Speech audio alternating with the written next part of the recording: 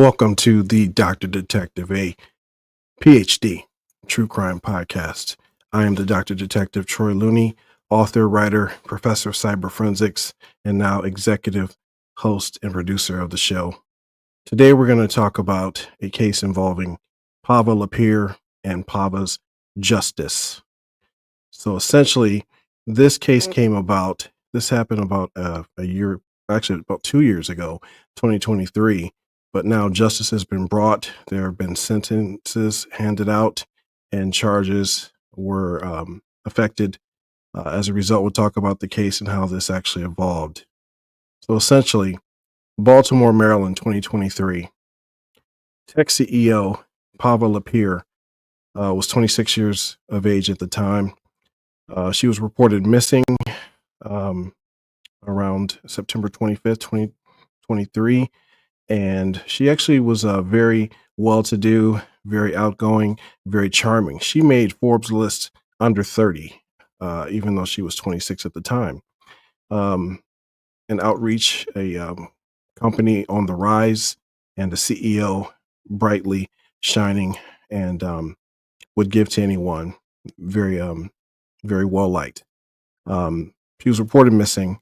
2 days later, her body was found on the rooftop of her apartment complex. She had been murdered brutally, unfortunately. As a result, there was an investigation and there was an arrest made ultimately. But let's talk about Pava Lapere and some of her statements made by friends and family. Again, CEO and founder of Echo Maps Technology. According to LinkedIn, she was a tech CEO who believed in ecosystem-based economic development to create more equitable future for all communities. So again, making that Forbes list under 30, very dynamic, very outgoing. The person responsible for her murder was arrested and the search was underway. He was identified as Jason Billingsley in Baltimore, Maryland. Jason Billingsley was convicted for several previous crimes. He actually was also responsible for a crime and heinous act of violence 2 days prior to the murder of Pava Lapere. When Jason Billingsley was arrested, essentially, there were active warrants for the previous assault of the other couple. There was an attempted murder warrant and SA of the woman involved 2 days prior to Pava Lapere's murder. In that SA and attempted murder charge, the female was assaulted. At that time, he'd actually cut her throat, doused her and a male friend with some type of fluid or gasoline, set them on fire in their apartment, and fled. Again, that was 2 days prior to the murder of Pava Lapere. So Jason Billingsley was on the run, essentially, for the crime. As it turns out, this previous assault and attempted murder of this couple, he had some correlation to them. So the question was at the time, how did he gain access? Well, he was actually the building maintenance person. He was the building maintenance person that was taking care of their building. So essentially, did he break into the apartment? He did force his way into their apartment, but he already had access to the apartment complex because he was a maintenance person. Right. So again, at the time of this heinous assault and SA that took place, there were other charges to consider. There were questions about the police having not made the public aware of what took place. Of course, the inner workings of the case, it's kind of hard to determine, what was going on, what was readily known. Was there a positive identity? Obviously, there were warrants. There was an awareness of who's responsible, who did this to this couple. So questions did arise. And again, him being the maintenance person, what kind of mental state did he have, obviously, to commit these types of crimes and then 2 days later commit a murder of Pava Lapere? Terrible individual. As it turns out, Jason Billingsley was previously incarcerated for other SA charges. And we'll talk about his sentence. He was supposed to serve out, but he ended up getting out early. This is the condition of the apartment for the couple that was assaulted and set on fire after also felonious assaulted in many ways with the essay, the cutting of their throats, and so forth. So just a terrible, terrible individual. But this is the apartment complex that he set on fire, some of the aftermath of what took place and what happened. His mentality, this speaks to the mentality of the person, right? Jason. So what kind of mentality? Again, we know there were no keys used, so this essentially was still a burglary that took place with the couple because he made entry to commit some type of assault. Of course, charges are pretty standard across the board in the country when we talk about the felonious nature of like burglary, SA, murder, things of that nature. So he committed several crimes. I'm not sure of the culmination of all of his charges, but I know he held them against their will. So that's kidnapping. The SA, the woman, felonious assault by that nature. He cut her throat, a second charge of felonious assault and also attempted murder. Then he set them on fire in the apartment as well. So he attempted to unalive two individuals at that time. What was his mental state like? And again, police didn't make the public aware. There was scrutiny about that. It's a difficult job that we all have. Again, I have some concerns and questions as well about that. So we're going to talk about those things. Jason was the maintenance man that announced himself as maintenance. So they knew him. They were aware of him. Maybe he fixed some things prior. Maybe he helped them to notify management of some repairs that would have been required to take place and what have you. But this speaks to his what's called culpability. Also, 2 days later, after this initial assault against the couple, he has access to Pava Lapere. As it turns out, initially, there were questions about how he may have gained access because Pava's building was a secured location. There was a question whether he followed her, whether he gained entry from the rooftop or access or fire escape, things of that nature. And this has been discussed several times over. But it was initially unknown how he got in. As it turns out, surveillance showed him on camera coming up to the door and posing as maybe forgetting his keys to gain entry. She let him in the door, unfortunately. Surveillance shows them riding the elevator together, and somewhere around that time frame after the assault and murder takes place, and her body was actually carried to the rooftop of her building and left there. So she was discovered 2 days after the initial assaults and so forth. Very brutal and very unfortunate. This is Pava's building. As I mentioned, this was a secure location, and the rooftop access, that's the question of, how did he gain access? Again, a lot of deception speaks to his mind state, his state of mind, his culpability, his mindset of being just a heinous, terrible individual. So I say that because the brutality of the crimes that were reported were unimaginable. There was blunt force trauma with Pava and the other couple that we just previously discussed. The nature of all of the crimes that took place, all the assaults that took place, just terrible in nature. But this was a secured building, so if she had never let him in, we may not be having this discussion. This is the rooftop area here. Again, very difficult to access. But there was like a fire escape, I guess, steps to climb essentially. And let's actually enlarge it to get a better look here. So this is like the rooftop area. There's an area here where there's like a separate, not fire escape, but set of stairs or something, maybe rooftop access capability for maintenance and obviously for whatever the case is with the building, just to manage or roof or access to different technical needs.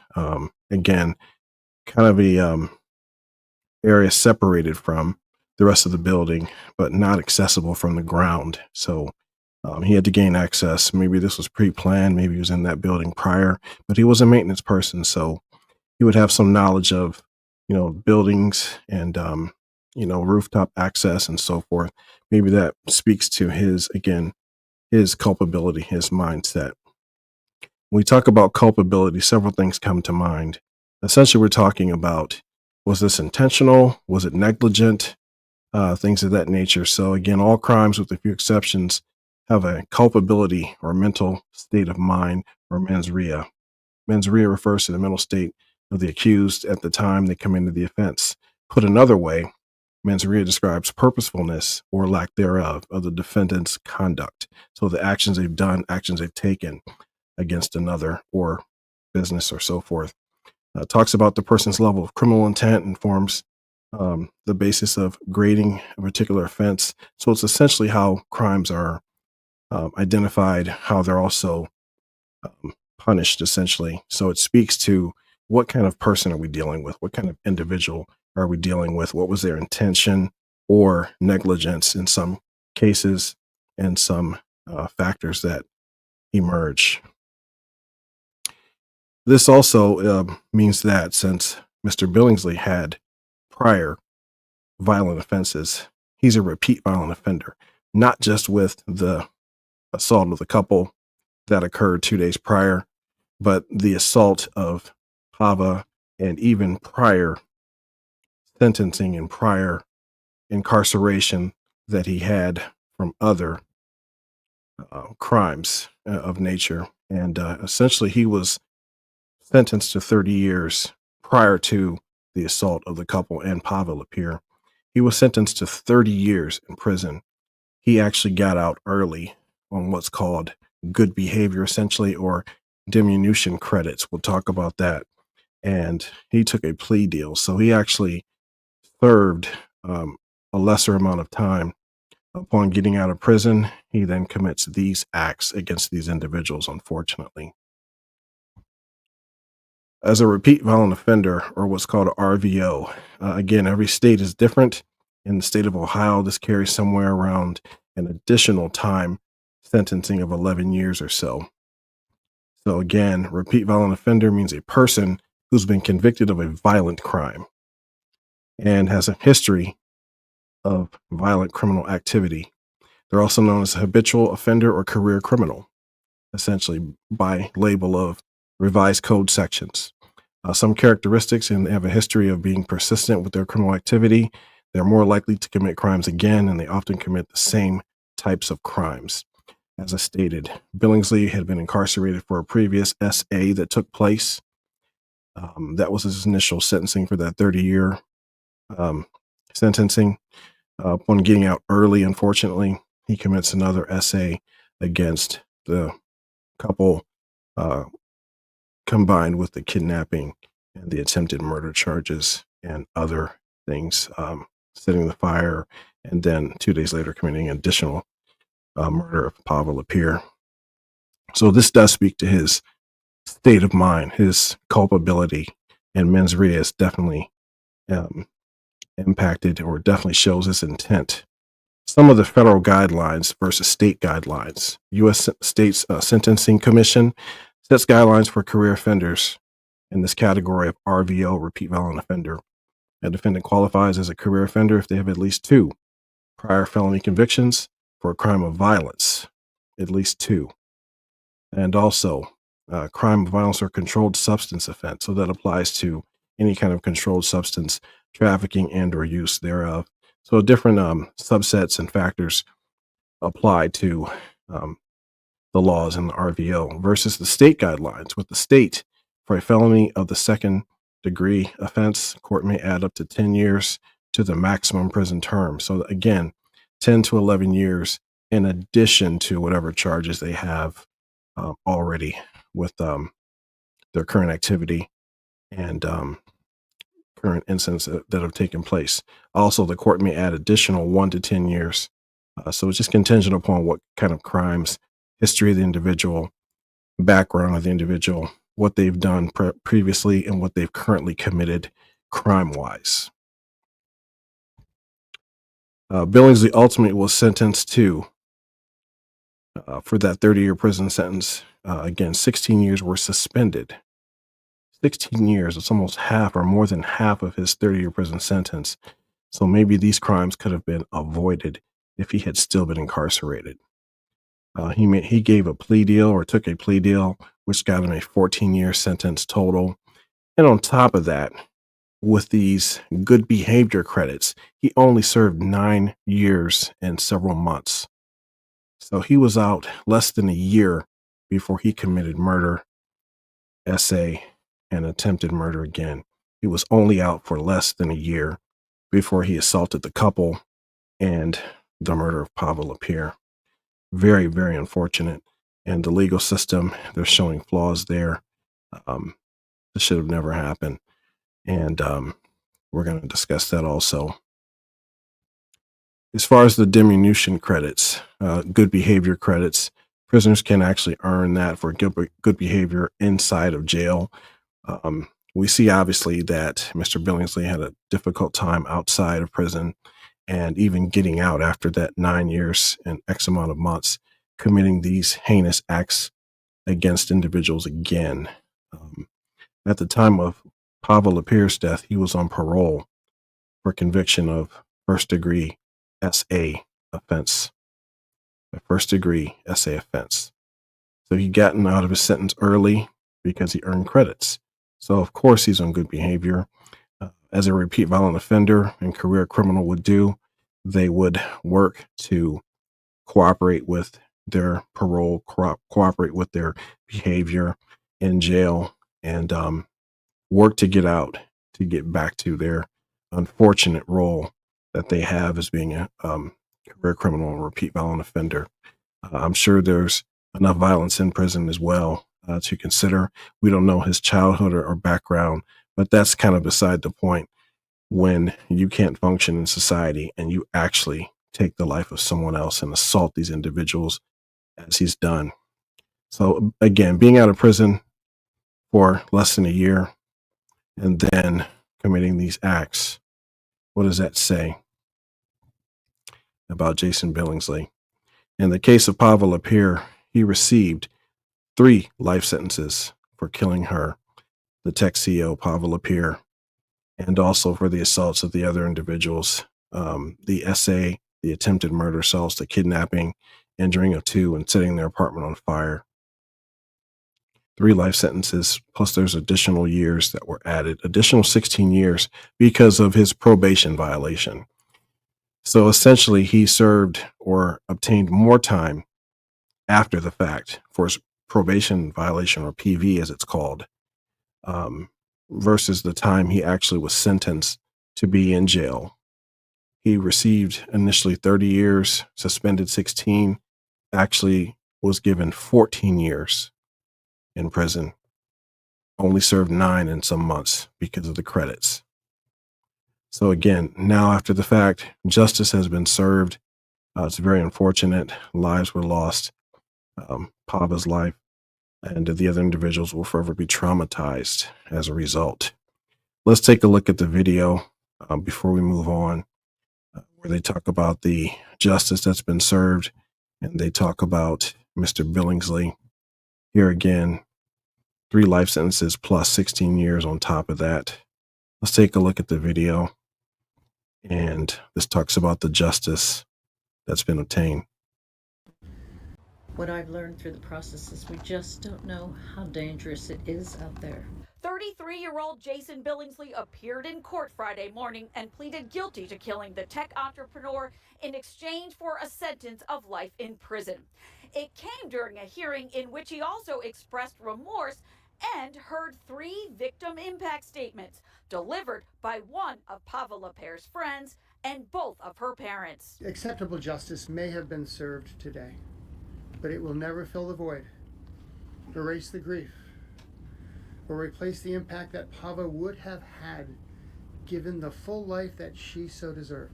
The sentence for first-degree murder will run consecutively, the judge said, with a pair of life terms that were handed down on Monday for trying to kill April Hurley and a second person just days before killing Lapere.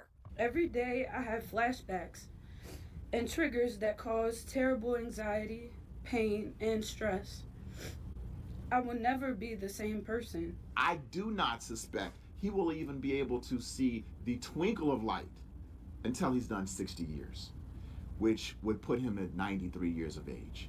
So, why the plea deal? City State's Attorney Ivan Bates said it was right in this case. He said the family signed off on it. He said it makes the community safer. And he said wounds won't be reopened during the course of a criminal trial or an appeals process. At Circuit Court, I'm Kate Amara, WBAL.